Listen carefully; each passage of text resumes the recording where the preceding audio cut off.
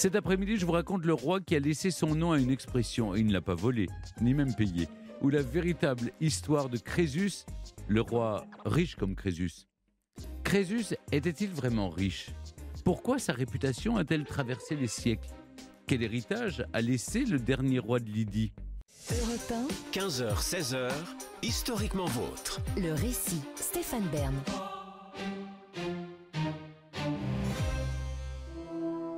Nous sommes aux alentours de l'an 550 avant notre ère, au pied du mont Parnasse, au centre de la Grèce. Le sanctuaire de Delphes est un lieu particulièrement chargé de force spirituelle puisque, selon la croyance de l'époque, il n'est rien de moins que l'une des résidences du dieu Apollon lui-même, présent en son temple pour prodiguer aux hommes ses précieux conseils. Entre quelques amours délicates avec des nymphes et ses moultes prérogatives de dieu solaire, guidant muses et musiciens autant qu'il veille aux éléments naturels ou aux troupeaux, Apollon est aussi une divinité dite oraculaire. Il révèle aux hommes par ses oracles les secrets qui président à leur destinée. À Delphes, Apollon s'exprime par un intermédiaire, une femme, en réalité plusieurs femmes, des femmes qui se succèdent de génération en génération pour devenir la Pythie, celle que l'on vient consulter de toute la Grèce pour entendre l'oracle dont elle est la messagère. Et ce jour-là, une requête vient de loin, au-delà même de la Grèce, en l'occurrence de Lydie, un royaume d'Anatolie. Des ambassadeurs ont été dépêchés par leur roi Crésus pour savoir s'il serait opportun de lancer une guerre contre son puissant voisin perse. Après avoir gravi le chemin caillouteux qui serpente entre différents temples et statues, et après avoir suivi les rituels nécessaires, les envoyés de Crésus peuvent enfin poser la question. La Lydie doit-elle attaquer la Perse ? Assise sur un trépied au cœur de l'espace le plus sacré du temple, la Pythie donne la réponse : si Crésus fait la guerre aux Perses, il détruira un grand empire. Tout cela est donc de fort bon augure. Crésus va pouvoir lancer une attaque, la victoire sera au rendez-vous. Mais au risque de dévoiler trop tôt la fin de l'histoire, il s'avérera en réalité que non. L'oracle semble pourtant rassurant, mais il ne faudrait pas oublier que la Pythie a une fâcheuse tendance à délivrer des messages alambiqués quand ils ne sont pas clairement cryptiques. Apollon, qui lui inspire sa prescience, est d'ailleurs surnommé Ioxias à Delphes, ce qui signifie oblique, rapport à l'ambiguïté de ses messages. Le grand empire qui va disparaître n'est donc pas celui des Perses, mais celui de Crésus lui-même, bien que le principal intéressé ne le comprenne pas pour l'instant. La Lydie n'était jadis qu'une nation parmi d'autres, dans une myriade de peuples et de rois qui occupent la péninsule anatolienne. Crésus et ses prédécesseurs ont réussi à en faire un grand royaume, au point que ce sont les Grecs eux-mêmes qui parlent d'empire, l'un des plus puissants et surtout des plus riches de son temps, que peu de monde imagine alors pouvoir perdre une guerre. Et pourtant. Mais avant de raconter l'histoire de Crésus, il nous faut préciser que ce que nous en savons tient en peu de choses, essentiellement dans le récit qu'en fit Hérodote, auteur grec surnommé le père de l'histoire, qui relate des événements quasiment un siècle après qu'ils ont eu lieu.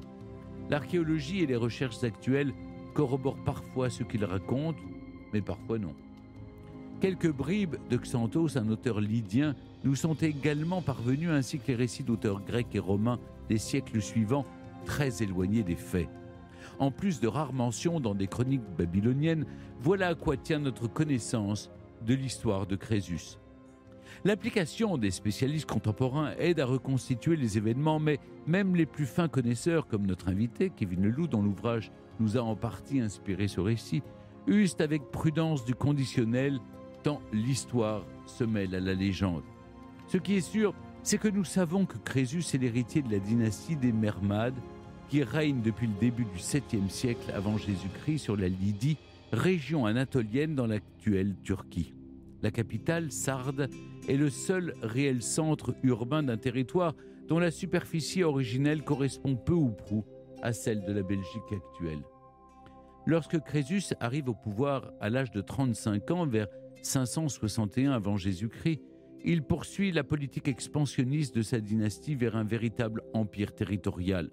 De nombreux peuples sont conquis par la force, la persuasion ou des alliances et payent un tribut en métal précieux, en grains ou en soldats. Cela va des peuples de Mysie, Phrygie, Lycie, Bithynie, jusqu'aux cités grecques de la côte ionienne sur les rives orientales de la mer Égée, telles Smyrne ou Éphèse pour les plus célèbres. Crésus finit alors par dominer une large partie de la péninsule anatolienne, de la mer Noire à la Méditerranée. Il est au fait de sa puissance et sa gloire rayonne jusqu'à Sparte ou Athènes. Il faut, pour se faire une image, nous départir d'une vision trop segmentée entre les grandes civilisations de l'Antiquité pour accepter une époque riche de contacts entre différents mondes.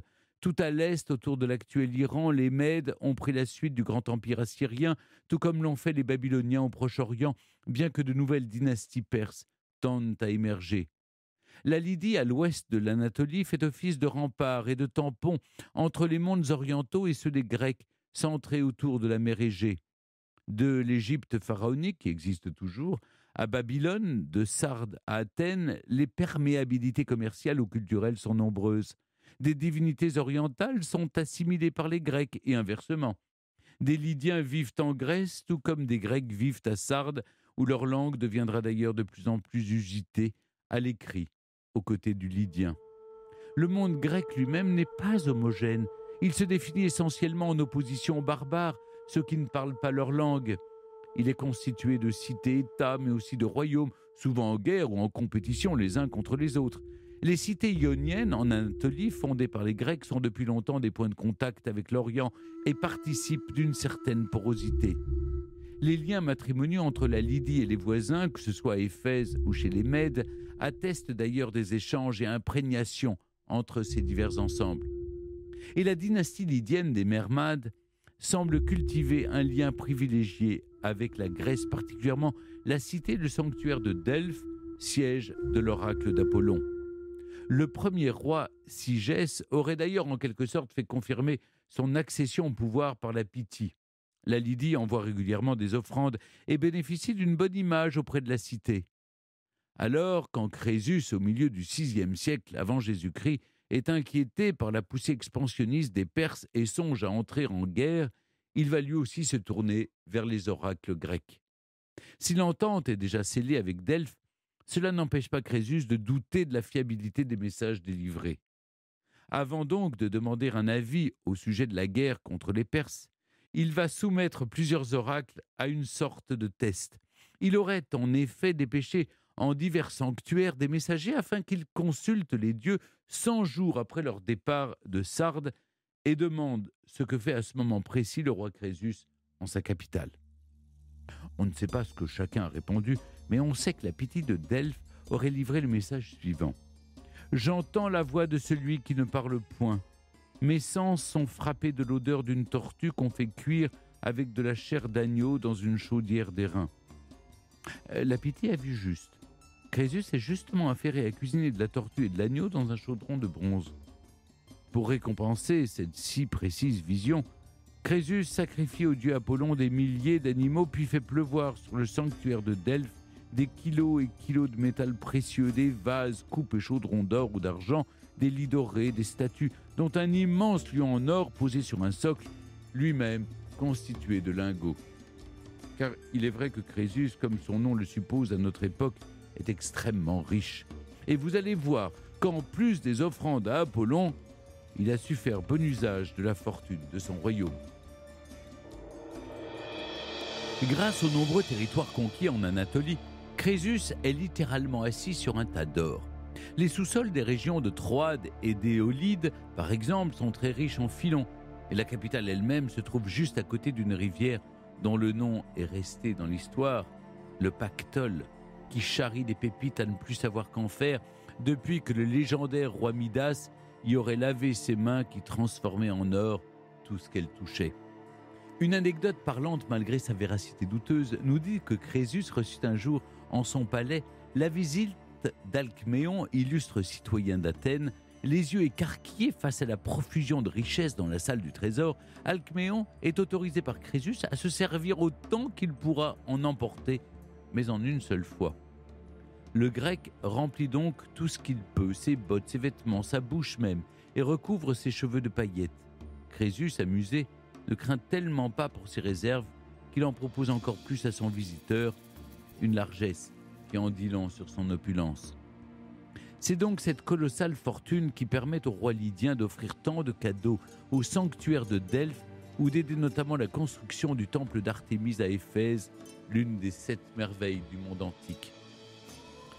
Mais tout ce métal précieux sert aussi à autre chose. Depuis longtemps, en Anatolie et ailleurs, des pépites, voire de petits lingots d'or ou d'argent, servent de monnaie d'échange en faisant correspondre leur poids et donc leur valeur à celle de telle ou telle marchandise.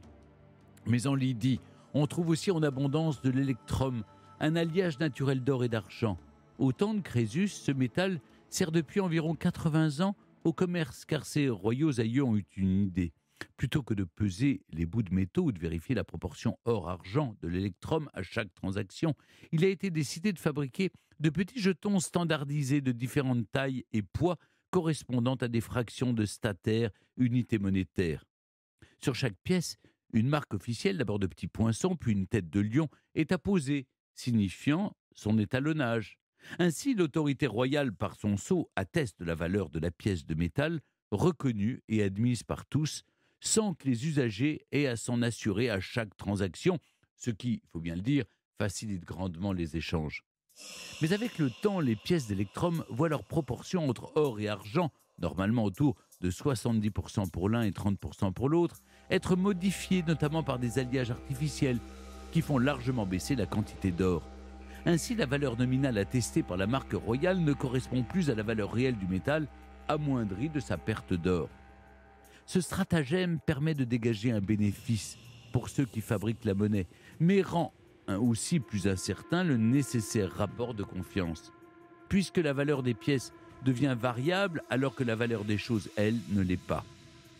C'est à ce moment que Crésus intervient pour remettre un peu d'ordre. Le roi de Lydie met en place ce qu'on appelle le bimétallisme.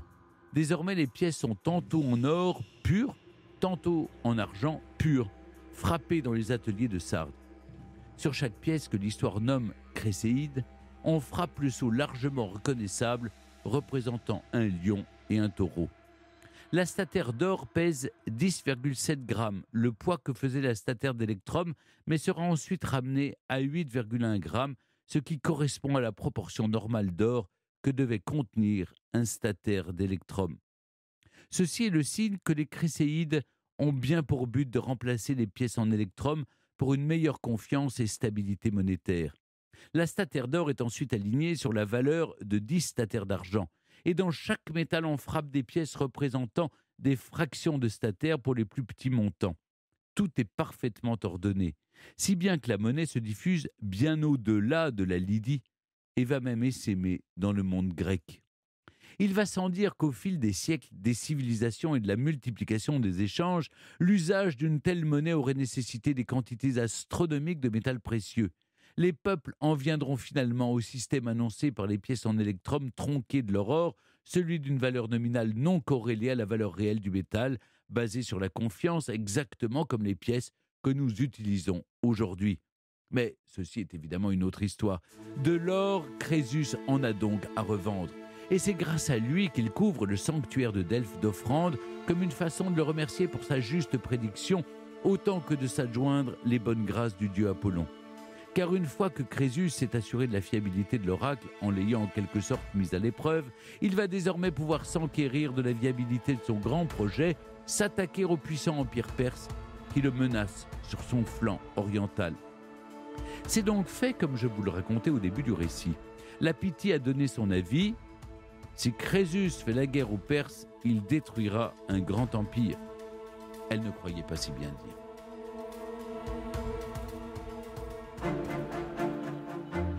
Rassuré donc par l'oracle d'Apollon, Crésus part en campagne contre les Perses. Il est en effet inquiet de leur puissance, d'autant plus depuis qu'ils ont déchu son beau-frère, nommé Astiage, le roi des Mèdes, auquel la sœur de Crésus, Ariénis, avait donc été offerte en mariage. Hérodote nous raconte que Crésus ne part pas seul. Il se serait allié à la cité grecque des Spartes et même au pharaon égyptien Amasis. Mais rien ne prouve véritablement cette entente militaire, bien que des liens d'amitié ou du moins de cordialité soient tout à fait possibles. Il est en revanche certain que son armée nombreuse, peut-être 10 000 hommes, dont une puissante cavalerie, est gonflée de soldats étrangers, puisque la population de Sardes n'y suffirait pas et qu'une grande partie des sujets lydiens est occupée aux travaux des champs. Les troupes de Crésus sont certainement composées d'hommes envoyés depuis les différents pays conquis et de mercenaires aussi, qu'il paye d'ailleurs peut-être en pièces d'or. Le fait est que Crésus et son armée partent tout droit vers l'est, droit vers les Perses que dirige Cyrus, plus tard surnommé le Grand, fondateur de la dynastie des Achéménides, qui régnera longtemps sur la région. Nous sommes probablement en l'an 547 avant Jésus-Christ. La première confrontation a lieu à Ptérie, en Cappadoce, de l'autre côté du fleuve Alice, qui sert alors de frontière orientale à la Lydie. Crésus aurait même fait détourner le fleuve pour le franchir plus facilement.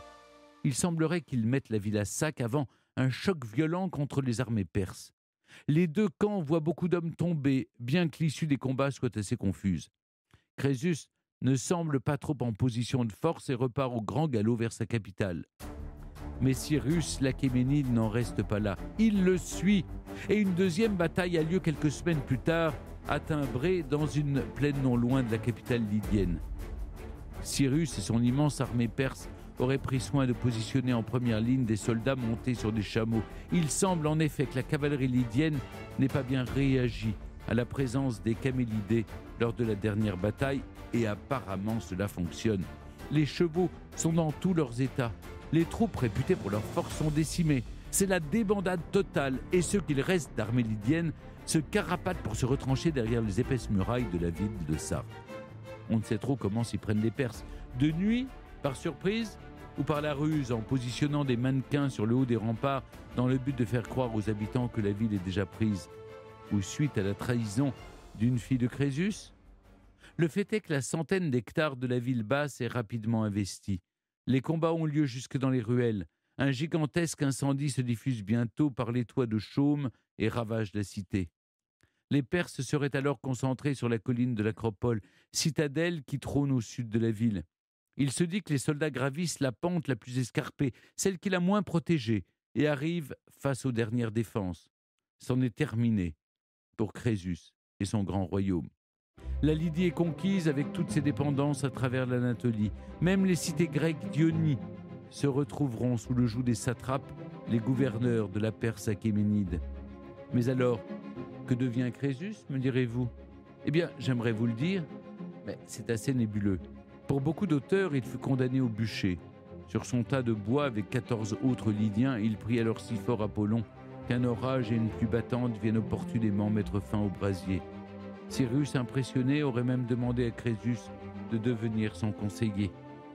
Certains prétendent aussi qu'Apollon l'aurait emmené vers le pays merveilleux des Hyperboréens, ce qui permet de relier définitivement Crésus au dieu tutélaire de l'oracle de Delphes, dont coïncidence, le sanctuaire est justement détruit par les flammes quasiment au même moment. D'autres sources encore parlent d'une simple mise à mort ou d'exil, quand on peut plus simplement supposer, à la suite de notre invité Kevin Leloup, que Crésus fut tué au combat ou s'est résolu au suicide face à la perte de son royaume. Le fait est que la chute de Sardes eut un grand retentissement dans le monde grec. Crésus, grâce à son inépuisable richesse et sa capacité à avoir mis sous sa coupe nombre de royaumes, passait pour un souverain extrêmement puissant, quasi invincible, un rempart face aux Perses conquérants, qui deviendront bientôt l'ennemi commun des cités grecques lors des guerres dites médiques, déclenchées justement par la révolte des Grecs d'Anatolie. Ces mêmes guerres médiques par lesquelles le monde grec globalement uni finira par vaincre, symbolisant par là même leur hégémonie, guidant au paroxysme de la culture artistique, politique et philosophique que nous connaissons. Une tragédie d'Échille reprendra d'ailleurs les guerres médiques comme sujet, preuve que l'histoire et la littérature sont intimement liées. Et certains historiens pensent justement que l'histoire de Crésus a elle aussi inspiré des pièces de théâtre auxquelles aurait pu assister Hérodote. Peut-être ce dernier y a-t-il puisé des éléments. Il s'est en tout cas échiné à faire de Crésus un personnage édifiant. Hérodote fut considéré comme le père de l'histoire pour son souci de précision et de compréhension des événements qu'il relate. Il n'hésite pas à mener l'enquête ainsi que peut être compris et traduit le mot grec d'historiae. Il s'intéresse au monde grec et barbare, investigue, rapporte ce qu'il a vu lui-même mais aussi ce dont il a entendu parler. Il contextualise les faits et tente de saisir tous les tenants et aboutissants. Mais Hérodote est aussi un homme de son temps. Sa curiosité et ses nombreux voyages n'empêchent pas que son récit soit largement empreint d'une tradition culturelle et littéraire.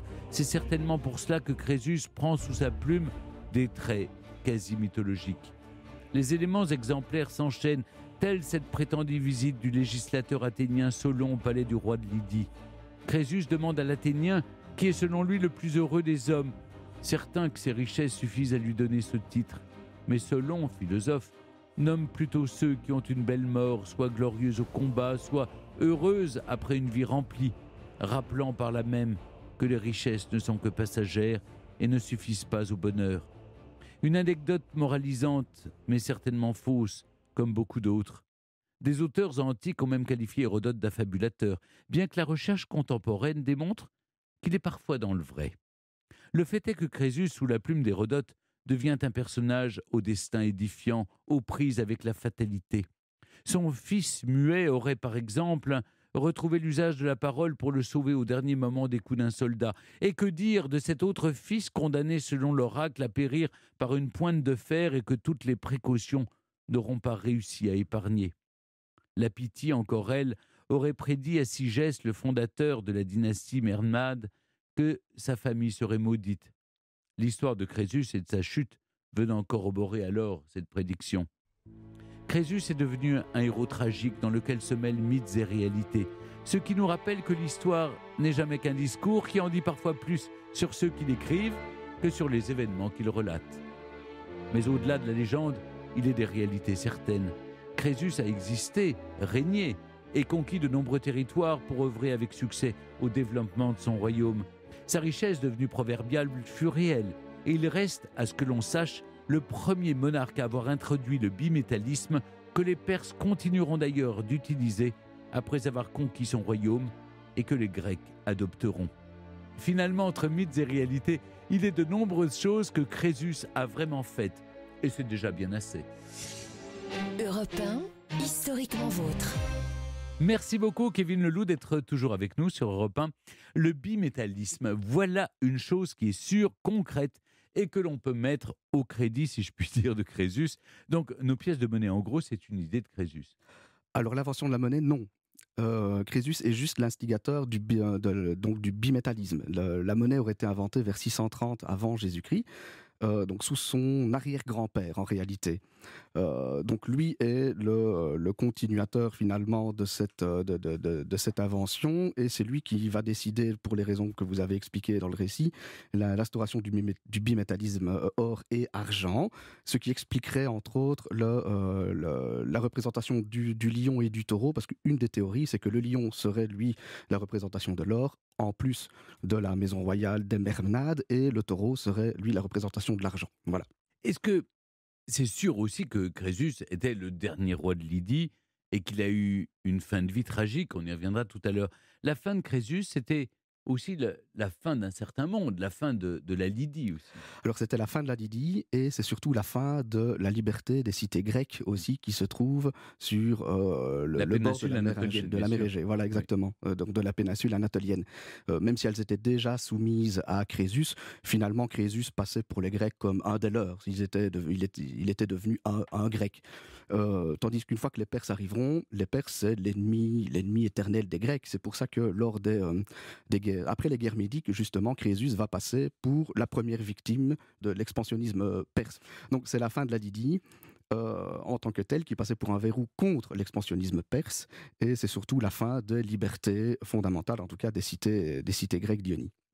Kevin Leloup, dans votre livre Crésus, le plus riche des rois de Lydie, vous confirmez que, comme je le disais dans mon récit, Crésus est riche. Il est bel et bien assis sur un tas d'or.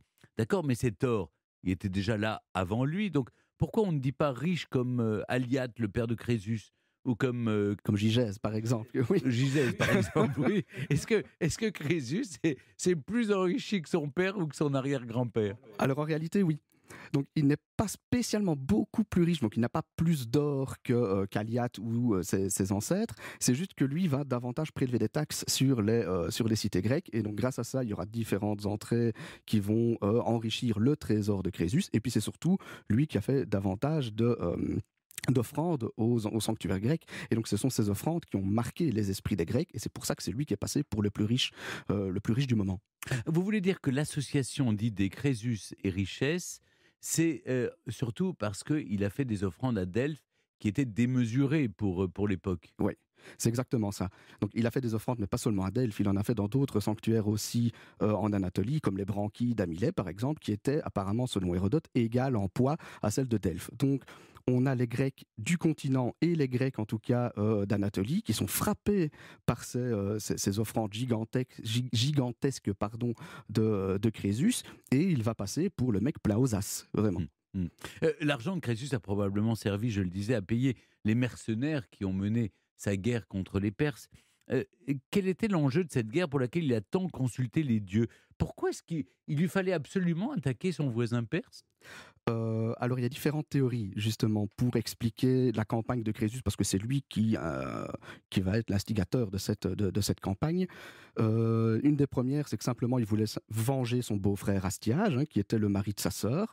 Et une deuxième, qui est beaucoup plus probable, c'est que lorsque son beau-frère tombe face à Cyrus, il décide de passer la frontière pour essayer d'agrandir son royaume. Et donc c'est surtout ça, à mon avis, qui va provoquer l'envie chez Crésus de mener une campagne militaire en Anatolie. Toujours plus. Toujours plus. Au-delà des dépenses militaires, l'or de Crésus a surtout permis de faire donc ces offrandes phénoménales au temple grec. Il fait pleuvoir des kilos de métal précieux à Delphes, je le disais dans mon récit. C'était de la frime. Est-ce qu'il y avait une part du mécénat est-ce que Crésus, on dirait aujourd'hui, est-ce qu'il avait un côté bling-bling? Ah, complètement. C'est sûr et certain que s'il a fait autant d'offrandes à Delphes, ce n'est pas spécialement pour remercier les oracles, parce qu'il y a de fortes chances que les oracles qui sont transmis par Hérodote soient tous apocryphes, en fait, mais c'est surtout pour essayer de montrer au monde grec qu'il est digne de confiance et que donc, il est le plus puissant du moment. Donc c'est pour ça qu'il va décider d'offrir à Delphes et à Branchide, au sanctuaire des Branchides, de grandes offrandes très riches et puis surtout innombrables. C'est pour montrer que c'est lui le plus riche, vraiment. Kevin Leloup, vous avancez dans votre livre sur Crésus 2 hypothèses sur la vie de ce roi. La première, c'est que Crésus n'aurait jamais dû être roi. Expliquez-nous. Ah, donc ça, c'est une hypothèse que j'avance qui prouverait donc que Crésus, au départ, n'était pas le successeur légitime de son père Aliate. Car tout invite à penser, en tout cas, que ça devait être son demi-frère, qui était d'origine grecque, qui s'appelait Pantaléon. Crésus, lui, est d'origine carienne, donc ils ont le même père, mais des mères différentes, qui devait arriver sur le trône. Donc le Pantaléon, qui serait resté auprès de son père, en tout cas à la cour, pour apprendre justement les usages auliques, que Crésus, lui, aurait été envoyé, et ça on le sait par les sources, comme gouverneur dans un domaine qui se trouve au loin, en Troade justement, pour surveiller les mines d'or. C'est ce que faisaient les Hittites. Donc les Hittites, c'était les ancêtres, qui étaient là 600 ans avant, desquels en tout cas se revendiquent les Lydiens. C'était exactement ce qu'ils faisaient, c'est-à-dire le successeur légitime restait à la cour et les autres étaient envoyés au loin. Et c'est ce que Crésus va être. Donc il va être envoyé, et puis on comprend par les sources qu'il va y avoir une sorte de querelle intestine au sein de la cour, et que finalement Crésus va mettre à mort son frère sur une machine à carder. Enfin, il va être écartelé finalement, Pantaléon, et que finalement, comme il reste plus que lui, Aliate va le désigner comme son successeur légitime. Car c'est pas comme on le croit maintenant, la règle de primogéniture masculine n'existait pas à l'époque. C'était comme chez les royaumes orientaux, c'était le souverain qui désignait de son vivant son successeur. Si je comprends bien, si Crésus a usurpé le pouvoir, peut-être qu'on peut voir dans les cadeaux et ces nombreuses constructions dont je parlais dans mon récit, celle du temple d'Artémis notamment, une façon d'asseoir sa légitimité. C'est un peu ça. Il y a une façon de voir les choses, on essaie de nouer des liens d'amitié avec les cités grecques, et c'est surtout pour essayer de faire avaler la pilule aux Grecs du fait que maintenant il va décider de les envahir et de les incorporer à son royaume, et qu'ils vont être surtout obligés de payer un tribut au roi. Et donc la contrepartie, c'était vous me donnez quelque chose, et comme on est dans un milieu d'échange et de liens d'hospitalité, c'est en échange, moi je vous offre des offrandes, je beau ne pas être grec, mais je vous aime bien quand même. Kevin Leloup, dans votre livre « Crésus, le plus riche des rois de Lydie », vous formulez une autre thèse. Elle concerne cette fois la mort de Crésus. Pour vous, il n'est pas mort au combat. Non, il n'aurait même pas survécu, contrairement à ce que certains auteurs grecs avancent, car lorsqu'on se rend compte en fait que, comme vous l'avez dit dans le récit, que l'incendie de Sardes, donc en 547, serait à dater de la même époque que l'incendie du temple de Delphes, de 548-547 d'après Pausanias. Et c'est ces deux incendies finalement qui sont concomitants auraient provoqué chez les prêtres de Delphes une sorte de mise par écrit d'un récit dans lequel on met Crésus, on fait en sorte que Crésus en tout cas survive à cet incendie, puisque lors de l'incendie du temple de Delphes, les offrandes que Crésus avait réalisées ont toutes survécu, parce qu'elles ont été déplacées du temple d'Apollon dans le trésor de Clazomène, donc qui est juste à côté. Et donc comme les offrandes ont survécu, Crésus aurait survécu aussi, voilà, tout simplement. Donc, on se trouve face ici à des récits de propagande delphique, et l'ensemble des récits qui font que Crésus survit, c'est pour à chaque fois que Crésus puisse demander après à la Pythie, encore une fois, donc au temple de Delphes, pourquoi j'ai perdu, puisque tu m'as dit que je détruirai un grand empire. Donc c'est un procédé littéraire qui fait que le dieu Apollon peut se justifier. Donc si on met ça de côté, et tout le sauvetage miraculeux de Crésus par le dieu Apollon, si on met tout ça de côté, il n'y a qu'une seule solution, c'est que Crésus se soit suicidé. Alors sur un bûcher ou non, ou alors s'il ne s'est pas suicidé, il aurait été mis à mort par Cyrus, mais c'est fort peu probable, puisque Cyrus, avec les rois qu'il avait vaincus, il les gardait auprès de lui vivants pour mieux les surveiller. Donc Crésus, en tout cas, se serait suicidé. Voilà. Et puis, il y a une amphore exposée au Louvre qui montre Crésus assis sur un bûcher. Donc ça, Voilà, donc cette amphore qui elle est à dater des années plus ou moins 490, donc on est juste après la bataille de Marathon. C'est pour faire encore une fois passer Crésus pour... Crésus est habillé comme un grec, donc il est habillé à la grecque avec un chiton grec, donc c'est pour faire passer Crésus comme un des leurs, pour les Grecs comme un des leurs, et on le présente sur un bûcher parce qu'il y a de fortes chances que donc Mison, qui est le peintre de cet amphore, qui est la seule représentation iconographique qu'on ait de Crésus, qui date de l'Antiquité, il n'y en a pas d'autres en fait, c'est ça qui est assez marrant, c'est que le peintre Mison aurait été lui aussi probablement influencé par les récits de Delphes en tout cas, et voire même des tragédies, comme vous avez dit dans votre récit, qui mettaient en scène la dynastie des Mernades, probablement sous forme de trilogie. Enfin, il n'en reste absolument rien. Peut-être encore des petits fragments de poterie sur lesquels on voit donc encore un petit bout de bûcher et un joueur d'aulo, c'est-à-dire une petite flûte qui rythmait le chœur, parce que les tragédies grecques, il y avait un chœur qui chantait. Donc c'est les seuls indices qu'on aurait en tout cas sur l'existence d'une tragédie grecque relatant l'histoire de Crésus. Donc voilà, donc il y a de fortes chances que Mison ait été influencé par la tragédie, qui elle-même aurait été influencée par les récits de Delphes. Il ressemblait à quoi Crésus? Parce que sur l'amphore, on le voit barbu. Alors il y a de fortes chances qu'il ait été barbu et qu'il portait des boucles d'oreilles, parce qu'on sait par Hérodote en tout cas que les Lydiens portaient des boucles d'oreilles. Mais c'est la seule chose qu'on sache sur les Lydiens. À côté de ça, on n'en a aucune idée. Et il y a encore beaucoup de points d'interrogation, évidemment, dans la biographie de Crésus, notamment parce que certaines sources sont à prendre, évidemment, avec précaution. Vous dites que les récits d'Hérodote, par exemple, sont un mélange de romances et de contes que l'on peut qualifier de folkloriques. Comment et pourquoi Hérodote aurait déformé l'histoire de Crésus? C'est toujours pour nous donner une leçon de morale? Je pense que, en tout cas en ce qui concerne les contes folkloriques, c'est surtout pour les ancêtres de la dynastie de Crésus, donc des Mernades, où là on tombe vraiment dans l'histoire folklorique avec des meurtres au sein de la cour, mais vraiment comme une histoire actuelle. Une fois par contre qu'on arrive à Crésus, là par contre on arrive dans un récit qui est beaucoup plus historique. Mais le but d'Hérodote, il ne faut pas oublier que c'est d'expliquer la raison des guerres médiques. Donc il essaye pour ça de revenir en arrière, donc il essaie de voir les causes profondes. C'est pour ça d'ailleurs qu'on le considère comme le père de l'histoire. Il n'essaye pas juste d'expliquer les phénomènes, il essaye de les comprendre. Et en revenant dans ses causes profondes, il en vient à l'histoire de Crésus, qui est le premier à soumettre les cités grecques. Mais Hérodote, son but premier, c'est de plaire à son auditoire. Et donc, plaire à son auditoire, c'est essayer de trouver des petites anecdotes croustillantes à raconter pour que son auditoire reste face à lui. Donc, il a évidemment, Hérodote, mis tout ça par écrit, et ces écrits ont été, en tout cas, réorganisés à l'époque alexandrine. Donc, on ne sait pas si, en tout cas, le logos lydien tel qu'on l'a à l'heure actuelle, c'est-à-dire la partie qui raconte l'histoire de la Lydie, tout simplement, était déjà écrite sous cette forme-là. Pour terminer, Kevin Leloup, question pour le jeune chercheur que vous êtes. Qu'est-ce qui resterait à découvrir sur la vie de Crésus? Qu'est-ce qui reste de mystère de ce roi dont on ne cesse de citer le nom, finalement, sans le connaître?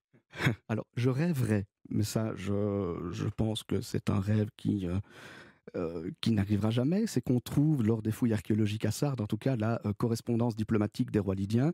On sait que dans différentes cités en Anatolie, comme à Hattusha par exemple, on a retrouvé les tablettes de la correspondance des rois hittites, parce que la ville a été incendiée, donc les tablettes ont brûlé, on les a conservées. Que les Lydiens, il y a de fortes chances qu'ils utilisaient probablement aussi des tablettes d'argile, et même aussi des sortes de papyrus ou du parchemin, parce que le parchemin a été inventé pas très loin, à Pergame d'ailleurs.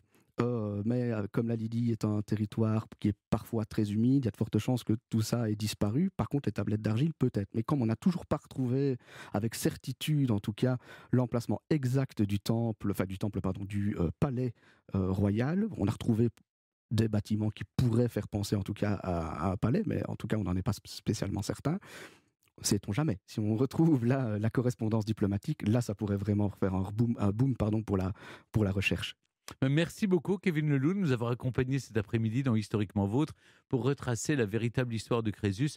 Je rappelle votre livre, Pour tout savoir sur ce roi, Crésus, le plus riche des rois de Lydie, paru aux éditions Perrin. Et je précise que l'art du combat n'est pas qu'un sujet de recherche pour vous, parce que vous êtes par ailleurs champion de Belgique, je crois, de Nage no Kata. C'est du judo. Oui, c'est du judo. Oui, voilà. Oui, oui. Non, heureusement, j'étais... Vous avez fait vos recherches. Non, c'est à peu près gentil, sinon... J'étais mis KO. Historiquement Vôtre sur Europe 1 et en podcast sur europe1.fr.